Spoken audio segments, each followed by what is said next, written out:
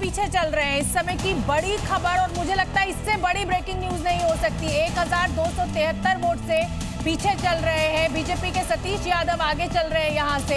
इसका मतलब अभी ये रुझान है और कई चरणों में, क्योंकि काउंटिंग होती है, लेकिन जिस चरण तक अभी पूरी हुई है उसमें तेजस्वी यादव पीछे चल रहे हैं। मैं क्षमा चाहती हूँ मैथिली, लेकिन ये बहुत बड़ी खबर इस लिहाज से शोभना हो जाती है कि जो व्यक्ति सीएम फेस का चेहरा है वहां पर, इतना बड़ा नेता, और वो भी उनका अपना इलाका राघोपुर की बात की जाए तो वो गढ़ है, वहां अगर वो पिछड़ भी जा रहे हैं काउंटिंग के दौरान, ये बहुत बड़ी खबर है। नतीजे नहीं आए लेकिन ये पिछड़ रहे हैं। पहले भी उनके परिवार को हरा चुके हैं। इन्होंने पहले उनकी मां को हराया है सतीश यादव ने। ठीक है मैथिली, अब मैं चाहती हूँ कि लीजिए, मैथिली चली गई है और जेडीयू के राजीव रंजन हमारे साथ जुड़े हुए हैं। राजीव रंजन जी, ये तो मतलब अप्रत्याशित, वहाँ तेज प्रताप यादव हार रहे हैं या तेजस्वी यादव हार रहे हैं, ऐसा क्या आपने लोगों ने जादू की छड़ी बिहार में घुमा दी है कि मतलब एकदम सब पानी कर दिया?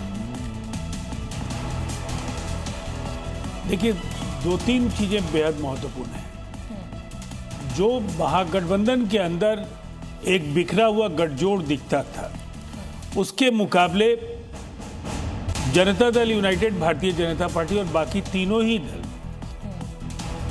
देश के करिश्माई प्रधानमंत्री नरेंद्र मोदी जी और बिहार के यशस्वी मुख्यमंत्री नीतीश कुमार जी के नेतृत्व में काफी बेहतर समन्वय के साथ काम कर रहे हैं। विधानसभा स्तर पर लगातार कार्यकर्ताओं के बीच संवाद, उनके बीच सम्मेलन, एक अच्छा कोऑर्डिनेशन कई बार आपके लक्ष्य को आसान बनाता है। दूसरी तरफ नीतीश कुमार जी के 20 वर्षों की असंख्य उपलब्धियां, 11 वर्षों में केंद्र सरकार ने दिल खोलकर बिहार की मदद की। बीच में आपको रोकना पड़ेगा। अशोक गहलोत कुछ कह रहे हैं। मुझे जानकारी नहीं है, पर उसका कोई मैं समझता इश्यू नहीं है।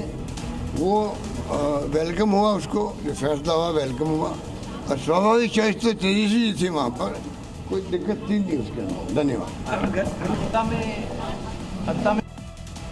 और याद होगा शोभना आपको भी, जब वहां पर ये बात चल रही थी कि क्यों नहीं राहुल गांधी ये कह रहे हैं कि सीएम के फेस होंगे तेजस्वी, तब यही अशोक गहलोत वहां गए थे और एक प्रेस कॉन्फ्रेंस करके इस बात का उन्होंने ऐलान किया था।